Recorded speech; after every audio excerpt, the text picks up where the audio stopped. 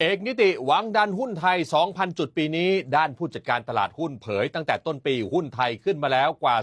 30%เม็ดเงินลงทุนต่างชาติไหลเข้ามาหลัก 60,000 ล้านเรื่องนี้ตั้งอยากเล่าครับเพื่อนครับวันนี้มีงานสำคัญในแวดวงตลาดเงินตลาดทุนนะครับนั่นก็คือ Thailand Focus 2026 ซึ่งงานครั้งนี้มีความสำคัญอย่างมากนะครับเพราะเกิดขึ้นในช่วงที่ต่างชาติจับตาเศรษฐกิจของประเทศไทยว่าจะเป็นฐานเป็นฮับทางด้าน Data Center และโครงสร้างพื้นฐานของ AI ครับคุณเอกนิติธรรมประภาสนะครับท่านรองนายกรัฐมนตรีแล้วรัฐมนตรีว่าการกระทรวงการคลังท่านพูดบนเวทีนะครับวันนี้ยอมไม่กินข้าวเที่ยงเลยนะฮะหลังจากชี้แจงเรื่องพรก4 แสนล้านช่วงเช้าแล้วมาเปิดงานนี้เผยว่าพร้อมที่จะสนับสนุนภาพตลาดทุนไทยนะครับหวังว่าหุ้นไทยจะไปถึง 2,000 จุดรัฐเองมีการพยายามปรับแนวทางการส่งเสริมสัดส่วนงบสำหรับการลงทุนนะครับจาก 20% เป็น